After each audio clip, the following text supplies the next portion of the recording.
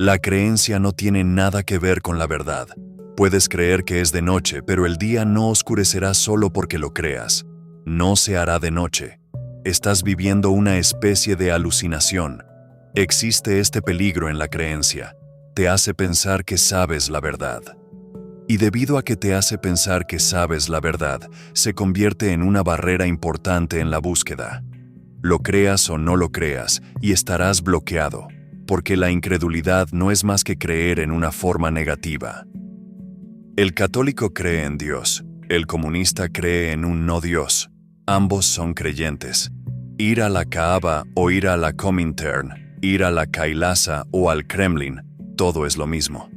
El creyente cree que es así, el incrédulo cree que no lo es, y como los dos ya han llegado a una conclusión, sin molestarse en ir allí y descubrirlo por sí mismos, cuanto más fuerte es la creencia, mayor es la barrera. Nunca van a hacer una peregrinación, no tienes que hacerlo. Vivirán rodeados de su propia ilusión, creada y sostenida por ellos mismos. Puede ser reconfortante, pero no es liberador. Millones de personas están desperdiciando sus vidas en la creencia y la incredulidad. La búsqueda de la verdad comienza cuando dejas ir todas las creencias. Dices, me gustaría encontrar la verdad por mí mismo. No creeré en Cristo y no creeré en Buda. Me gustaría convertirme en un Cristo o en un Buda. Me gustaría ser una luz para mí mismo. ¿Por qué deberías ser cristiano? Sé un Cristo si puedes, pero no seas cristiano. Sé un Buda si tienes algo de respeto por ti mismo, pero no seas budista. El budista cree. El Buda lo sabe. Si puedes saber, si es posible saberlo, entonces ¿por qué conformarte con creer? Hay que entender la diferencia entre conciencia moral y conciencia. La conciencia es tuya. La conciencia moral es transmitida por la sociedad. Es una imposición sobre su conciencia. Cada sociedad impone una especie de idea a su conciencia, pero todas imponen algo, y una vez que algo se impone en tu conciencia, ya no eres capaz de escucharlo, se vuelve demasiado lejos, entre tu conciencia y tú se levanta un grueso muro de deber y moralidad que la sociedad te ha impuesto desde tu más tierna infancia. A menos que hagas que una persona se sienta culpable, no puedes esclavizarla psicológicamente. Es imposible aprisionarlo a una determinada ideología, a un determinado sistema de creencias. Pero una vez que creas culpa en la mente de la persona, tomas todo el coraje que había en ella. Destruye todo lo que había de aventurero en ella. Reprime toda posibilidad de que alguna vez sea un individuo por derecho propio. Con la idea de la culpa, casi extirpas el potencial humano de esa persona. Nunca puede ser independiente. La culpa te obligará a depender de un Mesías, de una enseñanza religiosa, de Dios, de los conceptos del cielo y del infierno, de todas esas cosas. Y para crear culpa solo necesitas algo muy simple: empezar a hablar de errores, equivocaciones, pecados. La desobediencia es la gran revolución. No significa estar absolutamente en contra de ninguna situación. Simplemente significa decidir hacer algo o no, si es beneficioso hacer algo o no. Es asumir la responsabilidad de uno mismo. No se trata de odiar a la persona o de odiar que te digan lo que tienes que hacer. En este odio, no puedes actuar con obediencia o desobediencia. Por el contrario, puedes actuar con inconsciencia. No se puede actuar de forma inteligente. Cuando te dicen que hagas algo, te están dando la oportunidad de responder. Tal vez lo que se te ordena es correcto. Así que obedece la orden y agradece a la persona que te dijo en el momento adecuado qué hacer. Tal vez el orden no sea el correcto. Luego, ayude a la persona a entender que su línea de razonamiento es incorrecta, pero no hay razón para odiar. Si la orden es correcta, llévala a cabo con amor. Si no lo eres, debes mostrarle aún más amor, porque tendrás que explicarle a la persona que no está bien. El camino de la desobediencia no está estancado, no es estar en contra de todas y cada una de las órdenes y alimentar la ira, el odio y el deseo de venganza hacia alguien. El camino de la desobediencia es un camino de gran inteligencia. Se necesita tiempo para que crezcas, para que madures, para que alcances una madurez en la que puedas decir sí y seguir siendo libre, en la que puedas decir sí y seguir siendo único y no convertirte en un esclavo. La libertad que se consigue diciendo no es una libertad muy infantil. Es bueno para aquellos que tienen entre 7 y 14 años. Pero si la persona se queda atascada en ella y toda su vida se convierte en una sucesión de noes, entonces ha dejado de crecer. El crecimiento final es decir que sí con la misma alegría con la que un niño dice que no. Esa es la segunda infancia.